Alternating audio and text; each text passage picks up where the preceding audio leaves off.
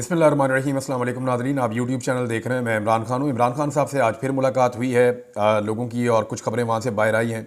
जो इनिशियली सबसे इम्पॉर्टेंट चीज़ है वो सिविल नाफरमानी की तहरीक है, और इस पर अलीमा खान साहिबा ने जो बात क्लियर की, उन्होंने कहा जी इमरान खान साहब ने साफ हमें कह दिया कि अगर तो दोनों मुतालबात माने जाते हैं तो फिर तो ठीक है, हुकूमत दो मुतालबात मान ले, दोनों मुतालबात जायज़ हैं। एक में वो ये कहते हैं जी 9 मई की और 26 नवंबर को जो कुछ भी हुआ उसकी जुडिशल इंक्वायरी करवा दी जाए, और senior supreme court of Pakistan के जजेस उसकी जुडिशल इंक्वायरी करें और हकायक सामने आ जाएं।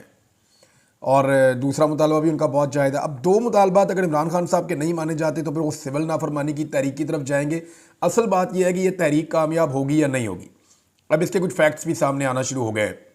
जो ओवरसीज़ पाकिस्तानी है ना, वो मुख्तलिफ मद में पैसे पाकिस्तान भेजते हैं। नंबर एक, पैसे का एक हिस्सा वो है जो अपने घर वालों की ज़रूरियात के लिए भेजा जाता है। जितना ज़रूरी है उतना पैसा वो भेज देते हैं। मिसाल के तौर पे अगर घर वालों की ज़रूरत 100 रुपये है तो वो 100 रुपये उन्होंने भेजना होता है, लेकिन इसके ऊपर इजाफी पैसा भी भेजते हैं बहुत सारे ओवरसीज़ पाकिस्तानी। उनमें से कुछ पैसा वो होता है जो वो पाकिस्तान के अंदर सेविंग करते हैं, या पाकिस्तान के अंदर चीज़ें परचेज़ करते हैं, या यहाँ पे जायदादें या प्रॉपर्टीज़ ख़रीदते हैं। तो ऐसी ही बहुत सारी चीज़ें हैं जो ओवरसीज़ पाकिस्तानी बाहर से पैसा भेजते हैं, उसमें पैसे का एक इजाफी हिस्सा भी होता है। अगर वो इजाफी पैसा नहीं भेजेंगे तो ये पैसा बहुत कम हो जाएगा। ओवरसीज़ पाकिस्तानी जो पैसा भेजते हैं वो कहाँ कहाँ से आता है?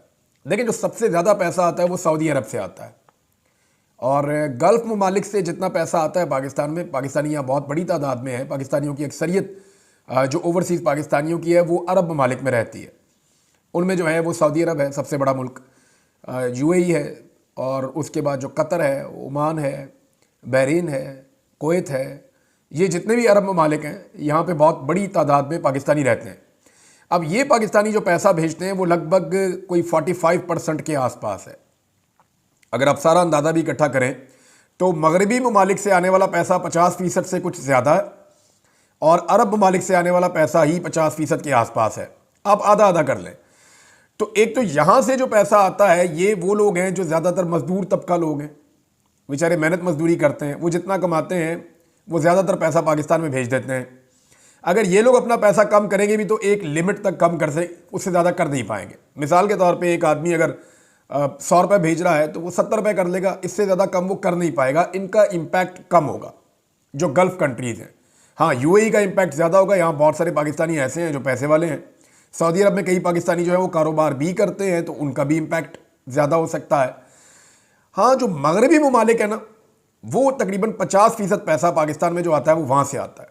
इनमें अमेरिका है, बरतानिया सबसे बड़ा मुल्क है, अमेरिका है, फिर उसके बाद ऑस्ट्रेलिया है, यूरोप पूरा का पूरा है, स्कैंडिनेवियन कंट्रीज़ हैं, और जापान से पैसा आता है, और बहुत सारे मुल्कों से आता है। तो ये पैसा 50% से ज़्यादा है। यहाँ से जो लोग पैसा भेजते हैं, क्योंकि वो पाउंड्स के अंदर, डॉलर्स के अंदर और यूरोस के अंदर भेजते हैं, तो इनकी करेंसी की वैल्यू बहुत ज़्यादा है, और जब वो पैसा पाकिस्तान आता है तो वो बहुत बड़े बल्क में आता है। अब यहाँ पे अगर कट लग जाता है, इनकी तादाद कम है लेकिन ये पैसा ठीक ठाक भेजते हैं, अगर यहाँ पे कट लगता है तो ये हुकूमत को नुकसान हो सकता है। अब देखना यह है कि ओवरसीज़ पाकिस्तानी कितना कट लगा सकते हैं। जो इजाफी अखराजात वो पाकिस्तान में भेजते हैं वो अगर वो रोकेंगे तो एक प्रॉब्लम हुकूमत के लिए क्रिएट होगी, और ये अकेली प्रॉब्लम नहीं है। यानी लोग अगर अपने चैनल्स को तब्दील कर दें, जो पैसा भेजने के चैनल्स हैं, तो उसमें भी हुकूमत के लिए प्रॉब्लम क्रिएट हो सकती है, मसला पैदा हो जाएगा। और दूसरा एक चीज़ और है कि ये इमरान खान साहब के बाद अकेला कार्ड तो नहीं है। वो इसके बाद जो है वो एक और भी ऑर्डर दे देंगे अपने पब्लिक को। वो कहेंगे जी फलां चीज़ ना करो, पाकिस्तान के अंदर आपने बिल जमा नहीं करवाने, फ़र्ज़ करें वो कहते हैं, या वो ये कहते हैं फलां और चीज़ आपने, ये वाला टैक्स आपने नहीं देना। तो यहाँ प्रॉब्लम शुरू हो जाएगी और हुकूमत के लिए मुश्किलात बढ़ जाएंगी। और मुश्किलात इसलिए भी दिखाई दे रही है कि हुकूमत के लोग अब इस पर बोलना शुरू हो गए। हत्ता कि ये हुआ है कि कुछ लोगों से कहकर इसके ऊपर बयानात दिलवाए गए हैं, मीडिया के ऊपर इसके ऊपर प्रोग्राम शुरू करवा दिए गए हैं, और ज़्यादा से ज़्यादा इसके खिलाफ एक पब्लिक रिएक्शन पैदा करने की कोशिश की जा रही है। लेकिन ये उल्टा इम्पैक्ट हो जाएगा। जितना ज़्यादा इसके ऊपर प्रोग्राम्स करवाए जाएंगे, जितना ज़्यादा हुकूमत इसको उठाएगी मामले को, उतना ज़्यादा इस पर अवेयरनेस आएगी, और आम पाकिस्तानी तक ये पैगाम उतनी तेज़ी से जाएगा। हुकूमत से तो लोग नफरत करते हैं, हुकूमत का जो भी बयानिया होगा लोग उसके खिलाफ खड़े हो जाएंगे, ये भी सब जानते हैं। तो हुकूमत काफ़ी परेशान है। सिविल नाफरमानी की तहरीक इतनी आसान चीज़ नहीं होगी कि इतने आराम से हज़म हो जाएगी। दूसरी जानिब जो लापता अफराद और लाशों के हवाले से है, तो मैं आपको अपडेट कर दूं कि पाकिस्तान तहरीक इंसाफ ने आज जनाब 9 तारीख है, 26 नवंबर का वाक़या है, आज 9 दिसंबर है और इतने दिनों के बाद भी आज तक कोई एफआईआर की दरखास्त पाकिस्तान तहरीक इंसाफ ने अभी तक जमा नहीं करवाई। सीसीटीवी फुटेज को महफूज करने की दरखास्त पाकिस्तान तहरीक इंसाफ ने अभी तक जमा नहीं करवाई।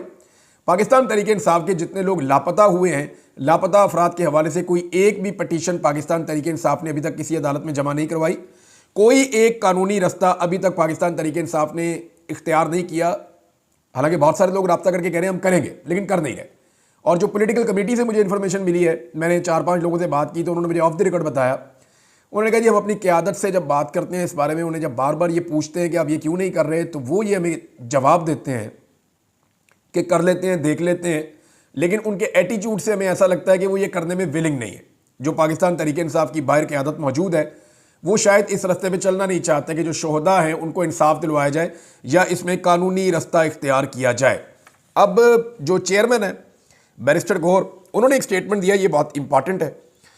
उन्होंने ये कहा कि डी चौक से लापता 200 अफराद की फहरिस्त हमारी तैयार हो गई है, जबकि उमर अयूब साहब ने यह कहा कि 200 अफराद से ज़्यादा हैं। लेकिन पहला जो स्टेटमेंट आया था वो सैकड़ों लोगों का था, लेकिन उसके बाद फिर शेर अफजल मरवत साहब ने कहा कि 107 के करीब लोग कन्फर्म हो चुके हैं। फिर बाद में बताया गया 140 के करीब लोग जो है वो कन्फर्म हो चुके हैं, वो लापता, उनका कोई पता नहीं चल रहा। फिर पता चलता है कि इनकी तादाद बढ़ते बढ़ते अब बैरिस्टर गौर कह रही है कि जैसे जैसे तहकीकात कर रहे हैं हम, अब ये 200 के करीब है। उमर अयूब 200 से ज़्यादा का क्लेम कर रहे हैं। उन्होंने कहा ये रिपोर्ट हम इमरान खान को देंगे। मीडिया नुमाइंदों से बात करते हुए बैरिस्टर गौर ने कहा कि पीटीआई ने डी चौक एहतजाज के दौरान 200 मिसिंग पर्सनस की फहरिस्त तैयार कर ली है, जिस पर पीटीआई अपना काम कर रही है। ये मामला हर फोरम पर हम उठाएंगे और इसकी रिपोर्ट इमरान खान साहब को देंगे। अच्छा, ये अब बैरिस्टर गौर साहब ने बहुत क्लियरली बता दिया 200 अफराद का, लेकिन इनके नाम अभी तक सामने नहीं आए, ना इनके इलाकों के नाम, ना इनकी वाबस्तगी, इनके नाम क्या है, वल्दियत क्या है, एड्रेस क्या है, कौमियत क्या है और ये किस तरह अगवा हुआ, किसके काफ़िले के साथ आया, ये तफसीलात सारी आनी चाहिए।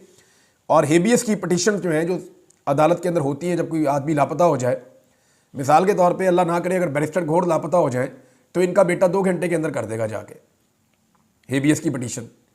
हफ्ते वाला दिन होगा फिर भी चला जाएगा अदालत में, जाके कागज़ जमा करवाएगा कि मेरे वालिद को अगवा कर लिया गया है, लिहाजा जबरी गुमशुदगी हो गई है, आप उनको बरामद करवाएं। ये जाएंगे और जाके अदालत के अंदर ये केस कर देंगे। सबके मामला में यही होता है, मेरे मामले में भी यही हुआ था, लेकिन ये क्योंकि कारकुन पाकिस्तान तहरीक इंसाफ के गरीब शहरी हैं, अब ये लापता हुए हैं, तो इस बारे में पाकिस्तान तहरीक इंसाफ को आवाज़ उठानी चाहिए और हेबियस की पटिशन्स करनी चाहिए। मुझे कुछ पुलिस वालों ने रब्ता किया और उन्होंने बड़ा कैटेगोरिकली कहा, उन्होंने कहा जी पीटीआई अपना केस ख़राब कर रही है इमरान साहब। लेकिन पुलिस भी तो कानून जानती है ना।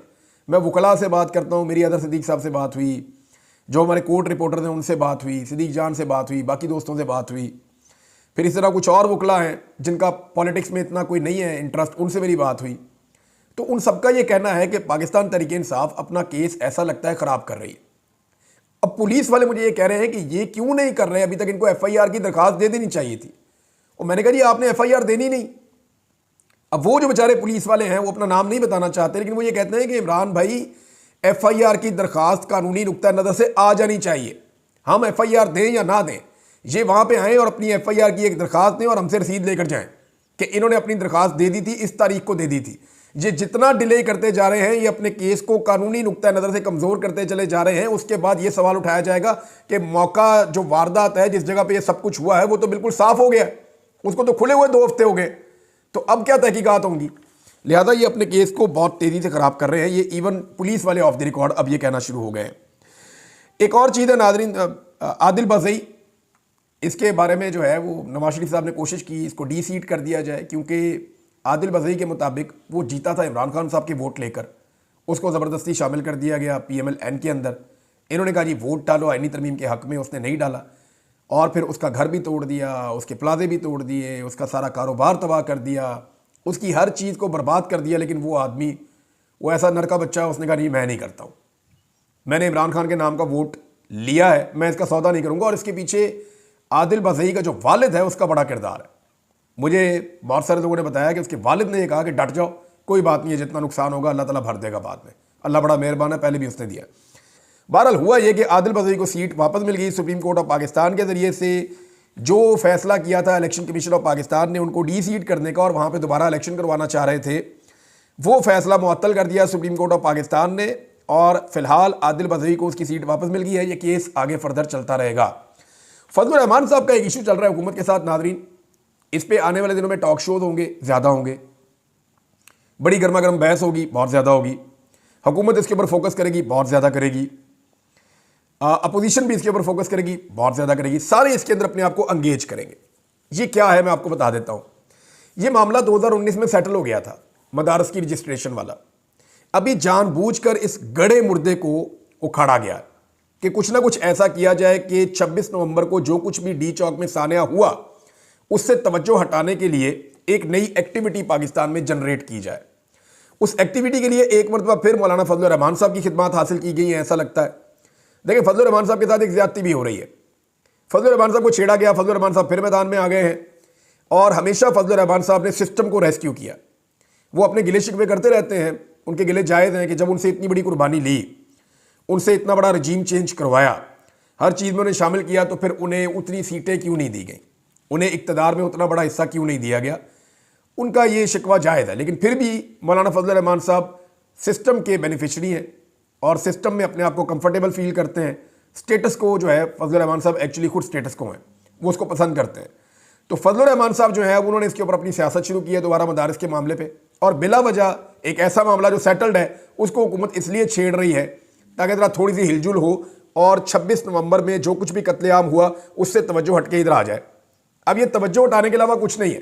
हुकूमत अपने कुछ उलमा सामने लेकर आई है। मौलाना फजल रहीम साहब से मुलाकात की है वहाँ पे वज़ीर दाखिला ने, अशरफी साहब से वहाँ पे मस्जिद में, गालिबन वहीं पे गए थे मुलाकात करने के लिए। वो एक मुलाकात हुई है, कुछ और चीज़ें भी हो रही है मदारस के मामले पे, ये होगा वो होगा, कुछ भी नहीं है। ये बिल्कुल एक पैटी इशू है, एक टेबल पे बैठ के फ़ौरन हल हो जाएगा। लेकिन इसके बहाने अब फजलुर रहमान साहब सख्त स्टेटमेंट्स दे रहे हैं। इस इशू को लेकर वो एक लॉन्ग मार्च प्लान कर रहे हैं। मुमकिन है कि एक लॉन्ग मार्च हो भी जाए। अब वो जो कारकुन आएंगे वो तो मजहबी और मिली जज्बे के साथ आएंगे ना, उनको तो आप ब्लेम नहीं कर सकते, लेकिन पीछे गेम क्या है किसी को पता नहीं है। ये जो कत्लेआम हुआ है डी चौक का, ये गले पड़ा हुआ है और पूरी दुनिया के अंदर इसकी आवाज़ उठ रही है। इस आवाज़ को दबाने के लिए हुकूमत एक नई चीज़ खड़ी कर रही है ताकि थोड़ी सी तवज्जो हटे और मामला किसी और तरफ चला जाए। नादरीन, एक और चीज़ हुई है, शहीद अरशद शरीफ साहब का केस है, सुप्रीम कोर्ट ऑफ पाकिस्तान में लगा। एक तो वो आईनी मसला नहीं है, आईनी बेंच के अंदर केस ये भी चला गया। अब हर वो चीज़ जो हुकूमत को परेशान करती है या एस्टेब्लिशमेंट के लिए किसी किस्म की परेशानी का बायस बन सकती है, वो सीधी जाती है आईनी बेंच के सामने। तो अरशद शरीफ शहीद साहब का केस भी वहाँ पे चला गया। अब उस केस के अंदर पता चला कि कीनिया जो है वो म्यूचुअल लीगल असिस्टेंस के डॉक्यूमेंट साइन करवाना चाहता है पाकिस्तान से, इन्होंने अभी तक किए ही नहीं हुए। तो अदालत जब इस बारे में इस्तफसार हुआ तो पता चला जी अब कल कर देंगे, तो फिर कीनिया के साथ मिलकर कोई जॉइंट काम आगे बढ़ेगा। 2 साल से ज़्यादा हो गए और अभी तक इस केस के अंदर MLA साइन नहीं किया गया कीनिया के साथ। इस हुकूमत की नीयत का अंदाज़ा आप यहाँ से लगा लें। कमर मेकन साहब वाला मामला और दीगर जो सहाफ़ियों को हिरासा किया जा रहा है वो वाला मामला भी अदालत में उठाया गया सहाफ़ियों की जानिब से। ये दूसरा केस है और आज खुद नोटिस लिया हुआ था अदालत ने। वो जिस मुतीउल्लाह जान के लिए ये केस शुरू हुआ था चंद साल पहले, 3 साल पहले, वो मुतीउल्लाह जान को पहले 5-6 घंटे गवाह किया गया, उसके बाद वो छूट कर आए, ये केस चल पड़ा, आज तक उनको इंसाफ नहीं मिला। अच्छा, इंसाफ मिलना तो दूर की बात है, वो मुतीउल्लाह जान दोबारा गवाह हो गए, दोबारा उन्हें जबरी तौर पे लापता कर दिया गया, फिर वो बाजियाब भी हो गए और अभी तक पिछले वाले केस का इंसाफ नहीं मिला। तो यहाँ अदालत ने ऑर्डर दिया IG को कि देखें जी ये क्यों सहाफ़ियों को हरासा किया जा रहा है, और लगातार सहाफ़ियों को हरासा किया जा रहा है। कल रात को हमने इसके बारे में एक सोशल मीडिया के ऊपर स्पेस भी की थी और इस मामले को हमने उठाया था। एक चीज़ और है नादरीन, अलीमा खान साहिबा ने एक शिकवा किया है और ये बड़ा जायज़ शिकवा है उनका, और उन्होंने कहा जी कि इमरान खान साहब ने कहा था कि मोहसिन नकवी और शहबाज शरीफ के खिलाफ FIR करवाई जाए, लेकिन अभी तक ये FIR नहीं करवाई गई है। ये बहुत इंपॉर्टेंट है नादरीन। देखें, मैं बार बार ये बात कर रहा हूँ और ये करता रहूँगा मैं, इसलिए कि मुझे ये बात करते रहनी है। वो जो लोग आए थे वो मेरे पाकिस्तानी है और वो पाकिस्तान के लिए निकले थे। वो इसलिए निकले थे कि उन्हें लगता था कि उनका लीडर इन हालात से उन्हें निकालेगा, और वो वहाँ पे आए, वो वहाँ पे शहीद कर दिए गए। अभी तक जो उन्हें लेकर आने वाले थे उन्होंने ना FIR करवाई, ना कोई पटिशन डाली, ना किसी अदालत में गए, ना ही CCTV फुटेज को महफूज बनाने की कोशिश की गई है। एक खबर और नादरीन, और ये बड़ी इंटरेस्टिंग है, ये मैं आपको जब खबर सुनाऊंगा ना तो आप हैरान हो जाएंगे, और ये क़यामत की निशानी है। यानी आप शहबाज शरीफ साहब का, मरियम नवाज़ का और आसिफ अली जरदारी साहब का स्टेटमेंट सुनने वाले हैं, और ये स्टेटमेंट किसी और चीज़ पर नहीं है, ये स्टेटमेंट करप्शन के खिलाफ है। आया ना मजा, झटका लगा होगा आपको। ये सुने जरा आप। शहबाज शरीफ, जो लोग ताकत का गलत इस्तेमाल करते हैं और आवाम की मेहनत से कमाई गई आमदनी लूटते हैं, उन्हें अपने अमाल के नताइज का सामना करना पड़ता है। हुकूमत अकेले करप्शन से नहीं लड़ सकती। पाकिस्तानियों, आओ मिलकर खड़े हों। जनाब, ये शहबाज शरीफ साहब का स्टेटमेंट है करप्शन के बारे में। आपको सुन के थोड़ी सी हैरत हुई होगी। अब शहबाज शरीफ साहब का जरा एक और स्टेटमेंट है, वो भी करप्शन के बारे में सुने, और फिर जरा जरदारी साहब का सुने। जरदारी साहब कहते हैं करप्शन के खिलाफ आलमी दिन पर, कि मुआशरे से करप्शन की आदत खत्म करने के लिए कोशिशें जारी रखना होंगी। ये जनाब आपको कह दिया जरदारी साहब ने, करप्शन के खिलाफ उनका स्टेटमेंट आया। अब मरियम नवाज का स्टेटमेंट आने से पहले एक दफ़ा शहबाज शरीफ का एक और स्टेटमेंट है। नौजवान नस्ल करप्शन के खात्मे और शफाफ निज़ाम के क़याम में कलीदी किरदार अदा कर सकती है। बदअनवानी अवाम को मसावी मौक़े और मुनसिफाना हुक्मरानी के फ़वाइद से महरूम रखती है। ये शहबाज शरीफ साहब का जनाब पैगाम है। अब ज़रा आप मरियम नवाज का पैगाम सुन लें। करप्शन सिर्फ इखलाकी जवाल नहीं है, कौमी तरक्की का कातिल भी है।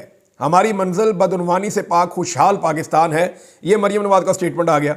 अब ज़रा इन तीनों के कारनामे आप चेक करें। आसिफ अली जरदारी साहब को तो सारी दुनिया जानती है कि करप्शन के खिलाफ उनके क्या जज्बात हैं और उनके बारे में लोग क्या समझते हैं। आलमी अखबारात में इंटरनेशनल लेवल की खबरें उनके बारे में छप चुकी हैं। और हाल ही में जो है वो बहुत सारा टीटी स्कैंडल आपको याद है ना। आपको ये भी याद होगा कि अयान अली मॉडल, फिर आपको ये भी याद होगा कि बहुत सारे जाली अकाउंट, फालूदे वाले का अकाउंट, रेडी वाले का अकाउंट, वो बहुत सारी चीज़ें आपको याद है ना। बस ये आप इतना याद रखें था। शहबाज शरीफ साहब वो आदमी है कि इनके चपड़ासियों के अकाउंटों के अंदर से अरबों रुपए निकल रहे थे, और मकसूद चपड़ासी जो है वो दुबई में पुरस्कार तौर पे फौत भी हो गया। ये भी आज तक कभी किसी को इसका जवाब नहीं है किसी के पास। तो शहबाज शरीफ साहब का अपना टीटी स्कैंडल वो भी आप ध्यान में रखें। और मरियम नवाज करप्शन के खिलाफ बात कर रही हैं। आप अंदाज़ा कीजिए, ये वो खातून है जिन्होंने कहा मेरी बरतानिया तो क्या पाकिस्तान में भी कोई प्रॉपर्टी नहीं है, मैं तो बड़ी बेबस हूँ, मेरे पास तो कुछ भी नहीं है। और बाद में बताया जी मैं तो इसकी बेनिफिशियरी ऑनर हूँ। फिर जाली कैलेबरी फोन अपनी करप्शन छुपाने के लिए इन्होंने उसके अंदर एक लेटर लिख के भी डाल दिया। तो ये करप्शन से लुथड़े हुए लोग करप्शन के खिलाफ लेक्चर दे रहे हैं। यानी ये कभी आपने सोचा था? इससे बड़ा मजाक और इससे बड़ा लतीफ़ा हो नहीं सकता। बहरहाल मरियम नवाज पहुंची है जी वहाँ पे चीन में। मुझे समझ नहीं आ रही इनके दौरे का मकसद क्या है। एक वज़ीर आला को चीन क्यों जाना है? एक वज़ीर आला को चीन क्यों जाना है? ना वो कोई खारजा पॉलिसी बना सकते हैं उनके साथ, ना वो कोई और चीज़ कर सकते हैं। हाँ, ये देख सकते हैं कि अपने सूबे के लिए कोई सामान खरीदना हो तो अपने बजट में से कोई पैसा वहाँ शिफ्ट करके वहाँ से कोई सामान लाना हो, सौदेबाजी करनी हो तो वो ठीक है। अब मरियम नवाज जब पहुंची तो जनाब इन्होंने लगा दिया ट्विटर पे तस्वीरें कि बड़ा इस्तकबाल हो गया मरियम नवाज का। तो वो गौर से जब वो तस्वीरें सारी देखी तो पता चला कि मरियम नवाज साहबा को फूल भी अपनों ने पेश किए, और वहाँ जो लोग इस्तकबाल करने आए हुए थे उनमें ज़्यादा लोग वही थे जो पाकिस्तानी वहाँ पे मौजूद थे। उनको लाया गया, उनसे इस्तकबाल करवाया गया, क्योंकि चाइनीज़ जो है उन्होंने ज़्यादा मुँह नहीं लगाया। और वो जो एक चाइनीज़ है जिसको बार बार कह रहे हैं कि वो उनकी रूलिंग पार्टी का कोई ओहदेदार है, यानी किसी पार्टी का कोई ओहदेदार है, अननोन सा आदमी है, उसको गूगल कर करके हम थक गए, वो पता नहीं चल रहा बंदा कौन है। उसकी शक्ल को हर एंगल से डाल के देखा, पता नहीं चलता बंदा कौन है। यानी एक अननोन आदमी, ऐसा लगता है चाइना ने बदला लिया इनसे, और एक ऐसा बंदा भेजा, उन्होंने कहा ढूंढते रह जाओगे तुम्हें नहीं पता चलेगा ये कौन है। और हत्ता के पाकिस्तान टेलीविजन के ऊपर जो चला उन्होंने भी उसका नाम नहीं बता पाए। वो भी ये बता रहे हैं कि ये है कोई बंदा, लेकिन कोई बड़ा बंदा है जिसने मरियम नवाज का इस्तकबाल किया, और छोटा सा आदमी है। और वो ऐसा लग रहा था कि जैसे कोई कॉमेडी शो चल रहा है।